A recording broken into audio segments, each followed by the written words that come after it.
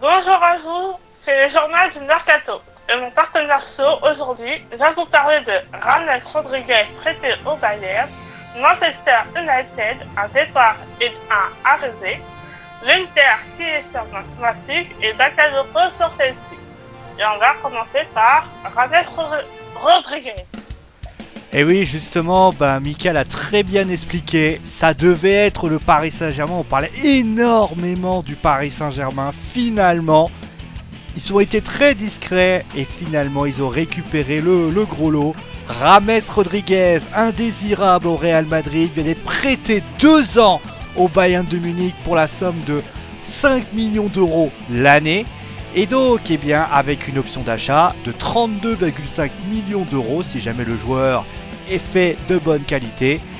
C'est une énorme surprise parce que comme je vous l'ai dit, le Paris Saint-Germain était sur le dossier. On pensait le joueur arriver du côté de la capitale, mais malheureusement cela n'en est rien. Et les Paris va devoir cravacher. On rappelle les pistes, Mbappé, on parle également et bien sûr de Fabinho, voire même maintenant de Dani Alves qui pourrait bien signer au Paris Saint-Germain. On parle même également et bien aussi de l'arrivée d'Elakim Mangala pour la somme de 20 millions d'euros, même si le club parisien aimerait un prêt avec option d'achat. Et maintenant, nous allons passer à Manchester United.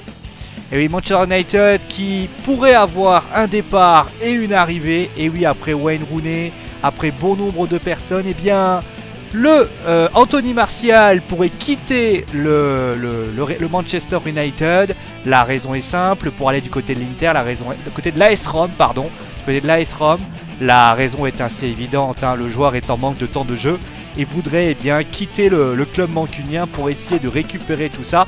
L'AS Rome voudrait un prêt, mais du côté de Manchester United, on ne souhaite pas ce prêt, on voudrait plutôt un transfert. On parle de 15 à 30 millions d'euros. On rappelle que le joueur a été recruté à l'époque 60 millions d'euros. Malheureusement, il n'a pas été à la hauteur. On a également du côté de l'arrivée, c'est Ivan Perisic. On avait peu parlé à ce moment-là. Ivan Perisic qui devrait peut-être avoir des offres. Le club se serait mis en accord et une offre du côté de Manchester United a été transmise. On ne sait pas si l'Inter a été d'accord avec ça, mais en tout cas, peut-être qu'on verra encore une nouvelle recrue du côté de Manchester United.